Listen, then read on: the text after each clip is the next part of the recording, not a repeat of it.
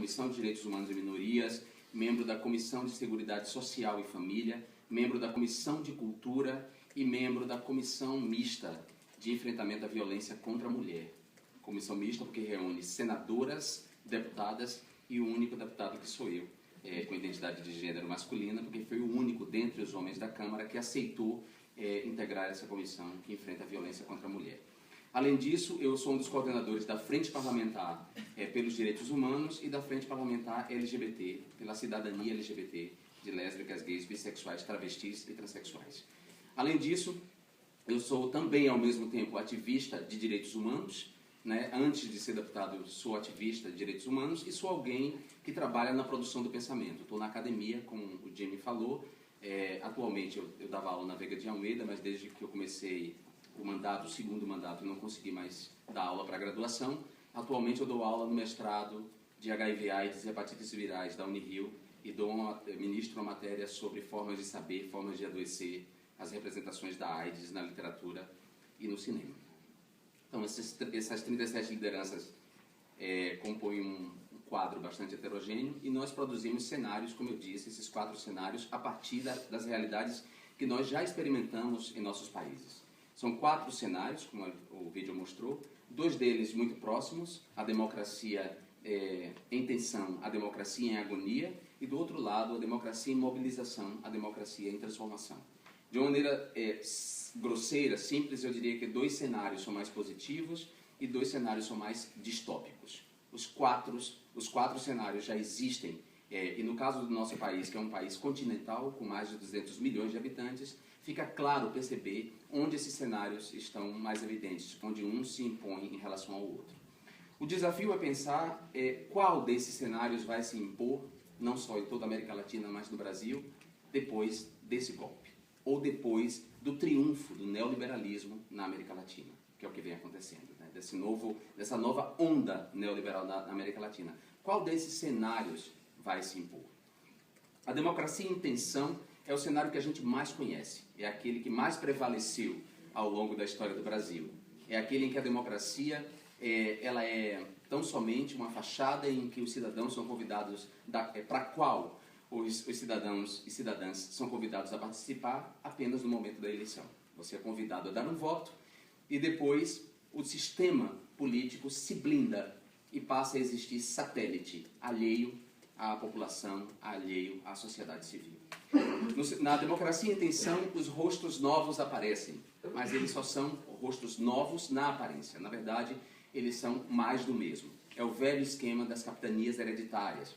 É aquilo muito comum no Brasil, em que você vê pelo sobrenome que determinado deputado é filho de um senador que é neto de um outro grande senador. A política é tratada como propriedade privada. Bom, na democracia em mobilização, nesse cenário, a marca principal desse cenário é a presença das novas tecnologias da comunicação e da informação, notadamente a internet e as redes sociais digitais.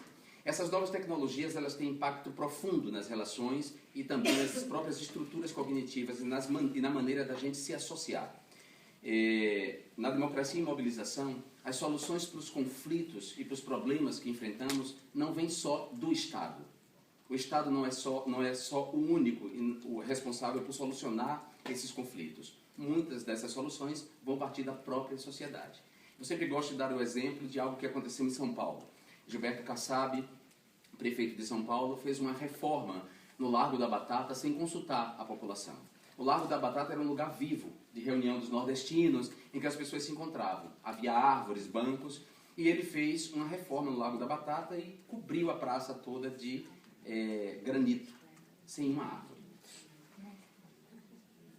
Bom, diante disso, a sociedade civil, organizada em rede social, decidiu intervir diretamente no Largo da Batata, alheio ao que o Estado acha ou não. As pessoas foram lá e arrancaram granito e plantaram árvores. E designers, pessoas que trabalham com mobiliário urbano, desenharam bancos e colocaram na praça. Um outro exemplo de solução nesse cenário da democracia e mobilização é, por exemplo, a carona solidária, para solucionar o problema da mobilidade urbana e da emissão de gases pela quantidade de carros nos centros urbanos. Então as pessoas criaram um aplicativo né? Você acessa pelo celular e você sabe para onde fulano está indo viajar, você acerta com a pessoa e você vai de carona com ela. Além de você dividir a gasolina, portanto baratear a viagem, você põe menos um carro e você ainda ganha um amigo, você fortalece a sociabilidade. Então são soluções que vão vir não necessariamente do Estado, de uma política pública tocada por um gestor, mas pela sociedade. Mas na democracia e mobilização, esses instrumentos, né, eles podem ser utilizados também para fins criminosos e para fins deletérios. Então, o MBL, por exemplo, e o Revoltados Online, que são dois grupos que surgem nas redes sociais, são grupos que utilizam esses instrumentos como instrumentos difamatórios de seus adversários.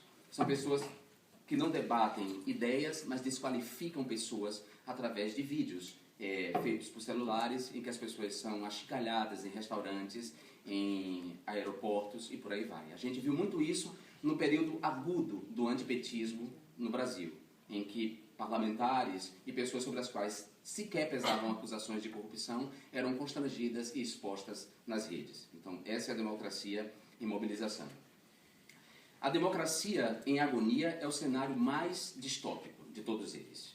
É aquele em que a democracia está completamente sequestrada por redes criminosas mesmo, em que o Estado faliu completamente e, portanto, ele é substituído por embriões de Estado que suprimem a liberdade e restringem o espaço da participação cidadã. Vocês podem dizer, estamos distantes desse cenário. Não estamos, não. Esses cenários existem, vigorando, não é no mesmo país. Eu não vou falar nem da comparação entre São Paulo, Rio de Janeiro, Salvador, Belo Horizonte, com o sul do Pará. Os municípios abaixo de Belém, em que o Estado não chegou, o Estado de Direito não chegou, ou como diz Caetano Veloso na sua canção, o Império da Lei não chegou ao coração do Pará. Um lugar em que mulheres ribeirinhas ou indígenas vendem suas filhas a preço de banana, seja para exploração sexual, seja para tráfico de órgãos, seja para adoção ilegal. E elas fazem isso por causa da pobreza. E eu não estou falando de algo que é mentira. Eu presidi, junto com a deputada Érica Cocai, a CPI da exploração sexual de crianças e adolescentes, e nós estivemos lá. E nós vimos, ao mesmo tempo que nós vimos essa realidade, mães com 7, 8 filhos, grávida do 9º, com esse filho já garantido para essas redes criminosas, nós vimos um outro impacto positivo, como uma política pública, como o Bolsa Família, essa transferência mínima de renda pode intervir diretamente nessa situação. Então, eu não vou nem comparar o sul do Pará com essas capitais, essas grandes capitais. Dentro do próprio Rio de Janeiro, dentro da cidade do Rio de Janeiro, há pessoas vivendo dentro desse cenário distópico da democracia em agonia. As pessoas que vivem em favelas controladas por narcotraficantes ou em bairros controlados por milícias vivem em cenários como esse, cenários de a democracia completamente em agonia. A polícia não entra nesses lugares, esses lugares são controlados por milicianos ou por traficantes, e os traficantes cumprem o papel que o Estado deveria cumprir, ou seja, dando às pessoas, prestando serviço às pessoas que deveriam ser serviços públicos, por exemplo, o acesso ao gás, o acesso ao transporte das vans, por exemplo, que são controlados por milicianos, até mesmo acesso à internet e à TV a cabo, que é o GatoNet e o GatoVelox. Eles pagam também uma taxa por isso. Então, esses cenários, eles estão aí, eles já existem no nosso país. E o cenário mais positivo deles, que eu diria assim, que é o cenário pelo qual estamos lutando, todos nós que acreditamos na democracia, todos nós que temos um compromisso com o Estado de Direito, com o Estado do Bem-Estar Social, é o da democracia em transformação. Esse cenário também já existe.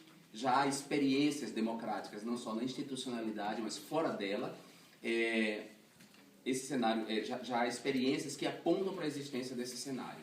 Vou dar um exemplo. Na gestão Haddad, em São Paulo, ele conseguiu implementar uma política pública importantíssima chamada Transcidadania, que era uma política pública de retirada de travestis e transexuais das ruas, aquelas que desejavam sair das ruas, aquelas que desejavam deixar a prostituição, porque a grande maioria das pessoas, das mulheres trans, não optaram pela prostituição, e a prostituição pode ser uma escolha.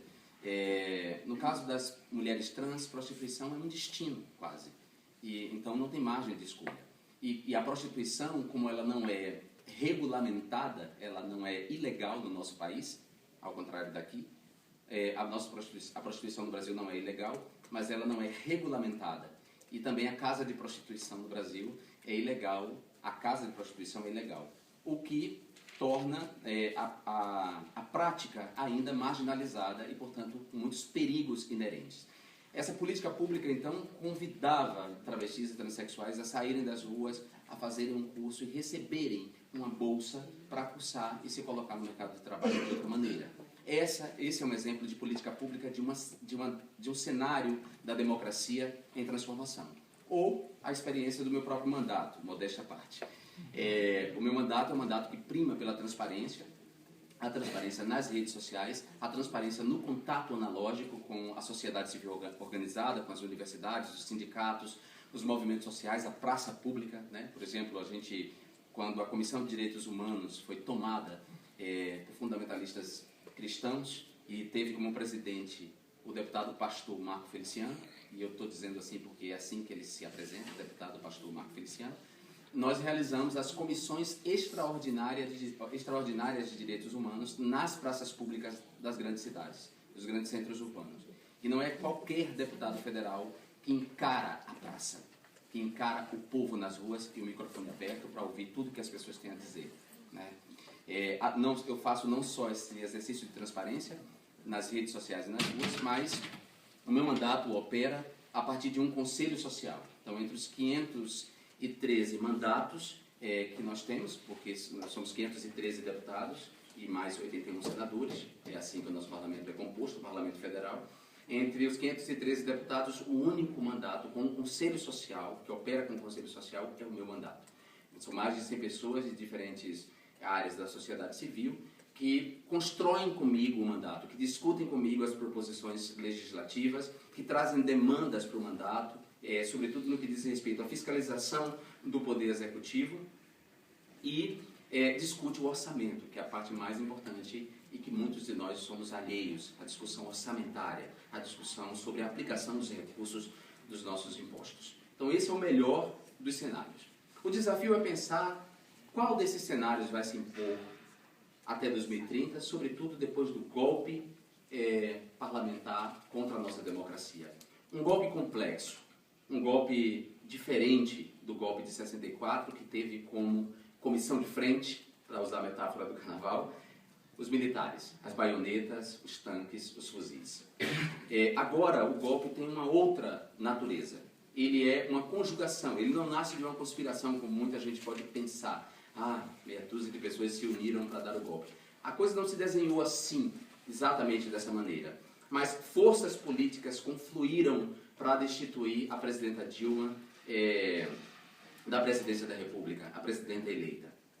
Esse golpe, ele tem uma genealogia, no sentido Foucaultiano da expressão, genealogia. Podemos fazer essa genealogia do golpe, mostrar como é que ele foi construído, quais foram as forças que foram se articulando para que ele acontecesse. A gente não pode esquecer que nós vivemos uma época áurea recentemente no país, que é a chamada Era Lula. A Era Lula representou uma mobilidade social de boa parte da população brasileira. A Era Lula representou a aprovação e implementação de políticas públicas que mexeram profundamente nas estruturas daquele país. E a Era Lula foi beneficiada pelos bons ventos da economia, o chamado boom das commodities, que facilitou bastante a vida de Luiz Inácio Lula da Silva, que então era presidente. Lula perdeu sucessivas eleições desde 89, a memorável campanha de 89. Eu não votava na época, não tinha idade para votar, mas eu já era membro da Pastoral da Juventude Estudantil e já me engajei bastante na campanha do Lula. Nunca fui filiado ao PT, nunca fui petista, mas em todas as eleições eu votei no Lula. E o Lula, embora ele tenha perdido sucessivas eleições, ele aceitou todos os resultados.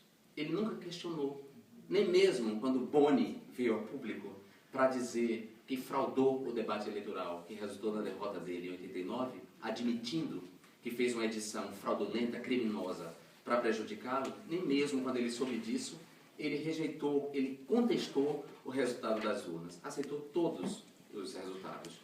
E cada vez que ele era derrotado, ele mergulhava fundo no Brasil profundo.